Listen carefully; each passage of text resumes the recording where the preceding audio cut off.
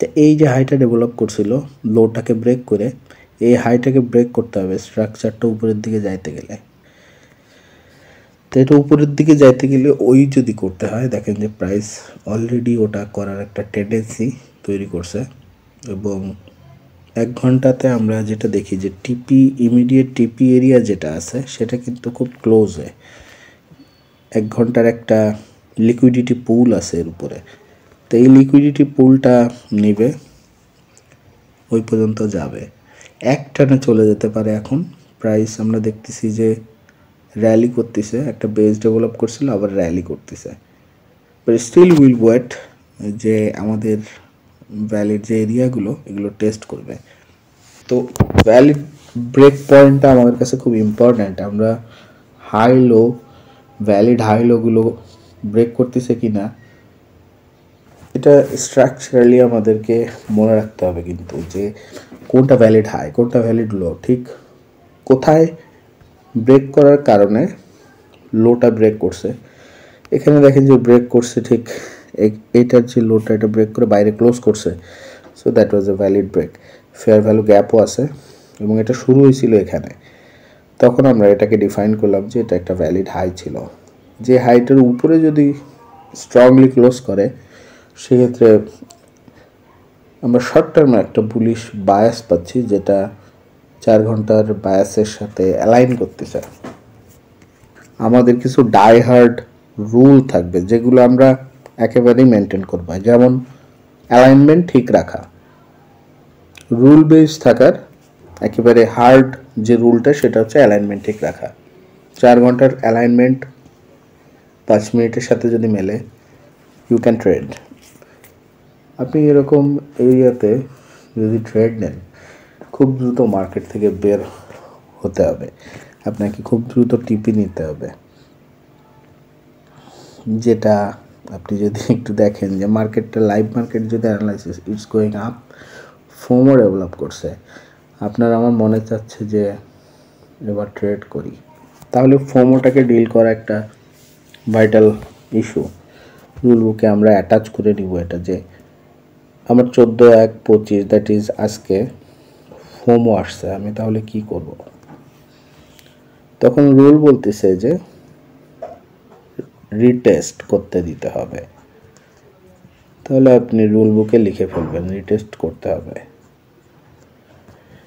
তো প্রত্যেকটা টাইমে যখন ফোমো আসবে, ফোমোর যে রুলটা, যে আপনি ফোমোর এগেনস্টে একটা রুল ডেভেলপ করবেন যেটা এরকম যে আপনি রিটেস্ট করতে দিবেন নো ম্যাটার হোয়াট হ্যাপেন্স। আপনার এখানে ট্রেড নিতে মনে চাচ্ছে, বাট রুল বলতেছে এটা বাইরে ক্লোজ করছে, লিকুইডিটি নিল, ক্লোজেস্ট 5 মিনিটে দেখেন একটা হাই এরিয়া ভাঙছে, ফলে এখানে লিকুইডিটি আছে। লিকুইডিটি বলতে যারা সেল নিছে তাদের স্টপ লস। বা পাশেও দেখেন যে একই রকম একটা লিকুইডিটি পুল ছিল, যে পুলটা এখানে, তো এই পুলগুলোর লিকুইডিটিগুলো নিয়ে ফেলছে প্রাইস। ফোমোটা মূলত ওখানে ওইটা নেওয়ার জন্যই সে টান দিছে। এবার নিয়ে ফেরত আসাই তো একটা বিষয়, যে কারেকশানে আসাটাই এখন উচিত। এই সময় আমি যদি অর্ডার প্লেস করি রিটেস্ট করতে না দিয়ে, লসের পসিবিলিটি অনেক বেশি। তো আপনি লস অ্যাভয়েড করবেন।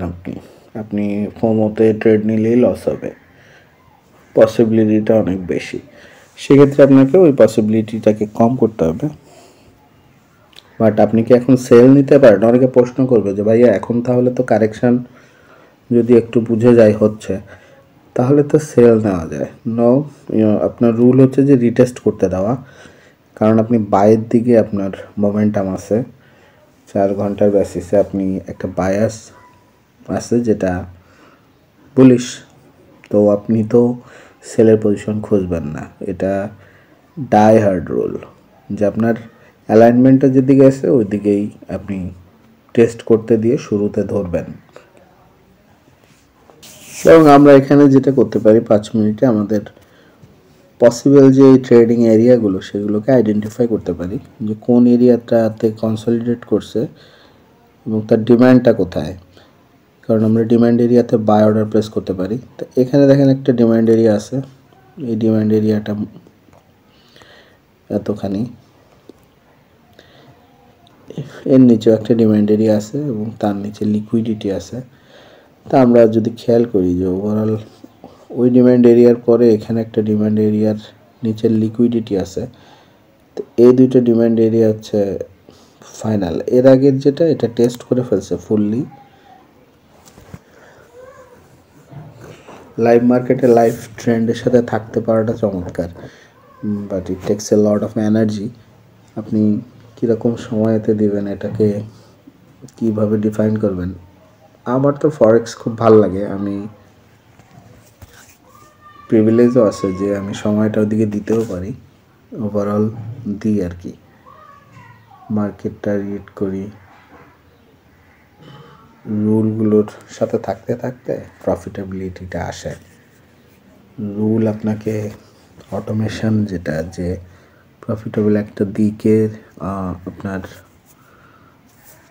তাক করে থাকা এবং শুরুতেই ধরা, লস হলো একটু বেশি, প্রফিট যেটা আসবে সেটা। এখানে টিপি এর একটা রুল আমি আপনাদেরকে বলি যে লিকুইডিটি পুল যেটা next, that is our target. আমরা এটা 2, 3, 4 গুণ এটা বোঝার আগে এটা বুঝবো যে লিকুইডিটি পুলের পরে একটা কনফিউশন আসে, ডিসিশন নেয় যে লিকুইডিটি পুলটা নেওয়া হয়েছে বা ঢুকছি আমি, এবার আমি কি করব। অ্যালগোরিদম কি করতে পারে ওখানে, সম্ভাবনা যদি আমরা দেখি যে অ্যালগোরিদম ওখানে আরও নিচের লিকুইডিটি নিতে পারে, অথবা অ্যালগোরিদম লিকুইডিটিগুলো শুরুতে যেটুকু নিলে একটা বাউন্স তৈরি করে ওই বাউন্সটাতে একটু উপরের দিকে চলে আসতে পারে কারেকশানে। দুইটা ডেভেলপমেন্ট হলো, দুই ধরনের। এটাকে আমরা টেস্ট করে আমাদের দিকে যদি না আসে, আমাদের ওই প্রফিটটা হারায় যায়, ওটা একটা ইজি প্রফিট নিয়ে অ্যাকাউন্টটাকে সচ্ছল রাখা শিখতে হবে। ইজি প্রফিট র্যালি করছে, বেস ডেভেলপ করছে, আবার র্যালি করলো এবং এখন বেস ডেভেলপ করতেছে। তা এই বেসটা ডেভেলপ করবে এখানে, এবং করার পর সিদ্ধান্ত হবে বা করতে করতে একটা সিদ্ধান্ত হবে। এখানে লাইভ মার্কেটে লাইভ ডিসিশন নিব আমরা যে কি করব। এখানে আমি কিছুই করব না, I have to wait. This is the thing that happens. Okay, experience wise দেখেন যে ও কিন্তু অলরেডি জোনটার হাইটা ভেঙে ফেলছে, যেটাকে টেস্ট করে নিচে রিজেক্ট করতেছিল, ফলে ইন্ডিকেট করতেছে যে মূলত উপরের দিকেই যাবে আরও। এবং আপনার যে বায়াসটা সেখানে ডিমান্ড এরিয়াটা দূরে আছে, টেস্ট করতে অত দূর আমি আসতে দিব না। আমার টিপিটাও আছে সুন্দর উপরে, ক্লোজেস্ট টিপি। তো এই ক্যান্ডেলটার মুভমেন্টটা আপনি যদি খেয়াল করেন, আর একটু খেয়াল করতে হবে, মনে হচ্ছে সেলাররা আবার মার্কেটে আসতেছে। সো এখানে মূলত সেল পজিশন আমরা যাব না, আমরা 4 ঘন্টাতে আপ ট্রেন্ডে আসি, 5 মিনিটে আমরা বাইয়ের অপরচুনিটি খুঁজবো অনলি। সো আমাদের ডিমান্ড এরিয়াগুলো আছে ড্র করা, সেলাররা কন্ট্রোল হারাইছে এবং বায়াররা দেখেন শুরুতে একটা কন্ট্রোল নিছে। তো this looks bullish to me, I will place a buy order. So 0.01 দিয়ে আমি একটা বাই অর্ডার প্লেস করে দিলাম। আমি স্টপ লস চিন্তা করব যে আমার যে কনসলিডেশন এরিয়া, এটাতে টেস্ট করে নিচে পড়লে আমি আর এতে থাকবো না, কারণ মেক্স সেন্স যে এই এরিয়াটা লিকুইডিটি এরিয়া, এটা নেওয়ার পর আবার ওটা টেস্ট করতে যাওয়াটা, এটা নট সুইটেবল ফর মি। টিপি হিসেবে আমরা চিন্তা করব ক্লোজেস্ট এরিয়া, লিকুইডিটি এরিয়া কোনটা আছে, দেখেন লিকুইডিটি এরিয়াটা আছে। সো আমরা এভাবেই ট্রেডটাকে এক্সিকিউট করে দিলাম। 81 থেকে 98, দ্যাট ইজ আপনার টেক প্রফিট হিসাব করলে 17 পিপস। স্টপ লস 72 থেকে 81, যেহেতু প্রায় 11 pips, 9 pips. Hope and fair, এই দুইটা জিনিস নিয়ে আমরা আলোচনা করছিলাম একটা ভিডিওতে, বাট ভিডিওতে আমি ফিয়ারটাকে লিখছি fair. I don't know why I did that, but I made that mistakes, sorry for that. এ কারণে ভিডিওটা আমি হাইড করে রাখছি। বাট ফিয়ার জিনিসটা এবং হোপ জিনিসটা এটা আমাদের টেক প্রফিট এবং স্টপ লসকে স্বচ্ছ সুন্দর রাখার জন্য কাজে লাগাবো। কিভাবে? আমরা যখন প্রফিটে থাকবে, প্রফিটের সময় আমরা আশা করব যে হ্যাঁ আরও প্রফিটে যাবে, আরও প্রফিটে যাবে, আরও প্রফিট হবে। আর যখনই আমাদের লসের দিকে যাওয়া শুরু করবে তখনই আমরা নিজেদেরকে ভয় দিব যে ক্ষতি হচ্ছে, ক্ষতি হচ্ছে, ক্ষতি হচ্ছে। তা এই যে ক্ষতি হচ্ছে, ক্ষতি হচ্ছে, এর কারণে আমরা কী করবো? আমরা ভয় পেয়ে যাচ্ছি, আমরা ক্ষতিটাকে দ্রুত ক্লোজ করব। তা আমরা দেখেন যে দুই দিকে দুই রকম মোড নিচ্ছি। যেটা আমরা যখন প্রফিট নিব আমরা চিন্তা করব যে আমরা প্রফিটটা হবেই, যে এরিয়াতে যাচ্ছে ওখানে যেতেই হবে। আমরা লিকুইডিটি ওখানে আছে এবং লিকুইডিটিটাও নেবে, তা না হলে ও ওখানে ওইদিকে মুভ করে ওর লাভ কী?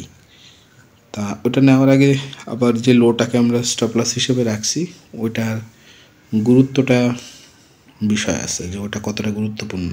ওটা টেস্ট করতে এসে আবার ভাঙে যদি ফেলে তাহলে তো স্টপ লস হিট করে গেল। তা আমরা অত সময় ওয়েট করবো না। আমরা যখন ভাইবটা বুঝবো যে আমাদের ব্রেক ইভেনের নিচে চলে আসছে এবং স্ট্রংলি আসতেছে, আমরা সাথে সাথেই ক্লোজ করে দেব, কারণ আমরা স্টপ লসটাকে ছোট রাখতে চাই। অর্থাৎ লাস্ট যে বেসটা আছে সেই বেসটাতে যদি 50% চলে আসে, খুব স্ট্রংলি আসে, আমরা কিন্তু তখন ক্লোজ করে দেব। আমরা রেসপেক্ট করব ওই ফ্লোটাকে। তাহলে এক্সিট রুল আমরা অ্যাড করব আমাদের জার্নালে, যেখানে আমরা লিখতেছি যে লাস্ট যে বেইজ আছে ওই বেইজের 50% প্লাস বা এরিয়া, 50% এরিয়া, এটা হচ্ছে ওয়ার্নিং, ওয়ার্নিং, ওয়ার্নিং। আমরা এই এরিয়াগুলোতে বেরোয় আসবো। কি বুঝে? ফোর্স। আমরা দেখব যে ফোর্সটা খুব দ্রুত কিনা, দ্রুত ভাঙতেছে কিনা, দ্রুত আসলো কিনা, প্রাইসটা অনেক দ্রুত যদি চলে আসে তখন আমরা নিকটস্থ যেই ওয়ার্নিং এরিয়া দাবানল ওই এরিয়া থেকে বেরোয় আসবো। কারণ আমরা এটাকে চিন্তা করবি ওইভাবে, ওর বেশি আর আমরা পোড়াবো না আমাদেরকে। আমরা ক্লোজ করে দেবো কিনা, ক্লোজ করে দেবো কিনা এরকম চিন্তা আসতে পারে মাথায়। নো, আমরা যেটা করব, আমরা দেখব যে 1 আওয়ারের যেই এরিয়াটা, লিকুইডিটি এরিয়াটা, ওটা পারফেক্ট আছে কিনা। দেখেন যে আমাদের লিকুইডিটিটা বরং আমরা একটু সেফই ড্র করছি। আমরা এক্স্যাক্ট লিকুইডিটি প্রাইস এটা, তো ওখানে আমাদের টিপিটা রাখতে পারি, ওটাতে যাবে প্রাইস এবং ওর উপরে যাবে লিকুইডিটি টার্গেট করতে। তা আমরা ওই এরিয়াটাকে যেহেতু টার্গেট করছি, that is a legit area. আমরা এখানে আমরা অর্ডার ক্লোজ করব না, আমরা চিন্তা করব, আমরা হোপফুল যে প্রাইস ওখানে যাবে। আমরা যদি একটু আর্লি ক্লোজ করতেই চাই, 158.00 যে প্রাইসটা, এটা একটা ইমোশনাল প্রাইস, যেহেতু ওটা একেবারেই নিরেট 158.00, তো ওই প্রাইসটাতে আমরা নিতে পারি। তো ওটা হচ্ছে আমাদের এখানে অ্যাকুরেসি মেনটেনের খাতিরে। এই সময় হোপফুল হতে হবে যে উল্টা দিকে যাচ্ছে, বাট হোপফুল থাকতে হবে, বিকজ আমাদের রুলে যেটা বলে যে হোপফুল, আমরা যতই উপরের দিকে যাচ্ছে আমরা আরও বেশি হোপফুল হচ্ছে যে প্রাইসটা ওটাকে টার্গেট করবে। তার 1 আওয়ারের যে লিকুইডিটিটা আছে ওই লিকুইডিটি এরিয়ার উপরের স্টপ লসগুলো ওগুলোকে হার্ট করবে। আমরা সাকসেসফুলি একটা ট্রেড ক্লোজ করলাম লাইভ মার্কেটে। আমরা এখান থেকে যে লেসনটা নেব পরবর্তী ট্রেডে, সেটা হবে বিরতি সম্পর্কিত, যে আমরা কী পরিমাণ বিরতি নিব এটা ডিপেন্ড করবে আপনি মার্কেট স্ট্রাকচারটা আবার রিড করার জন্য প্রস্তুত কখন। দ্যাট ইজ আপনার টাইম, যেটা মার্কেট অ্যানালাইসিস করতে গেলে লাইভ মার্কেটের সাথে থাইকে ট্রেড যে প্ল্যান করবেন আপনি, এই ট্রেড প্ল্যানিংয়ের টাইম কত, তো ট্রেড প্ল্যানের জন্য আপনার কত সময় লাগে সেটা দিয়ে একটা আইডিয়া ডেভেলপ করে আপনাকে অ্যালাইনমেন্ট করে লাইভ মার্কেটে ট্রেড করতে হবে। প্রিয় বন্ধুরা, ভালো থাকবেন, কথা হচ্ছে পরের ভিডিওতে। সে পর্যন্ত সবাইকে শুভেচ্ছা, নতুন বছরের কমিটমেন্ট যাতে সবার ঠিক থাকে এটা নিয়ে শুভকামনা। আসসালামু আলাইকুম।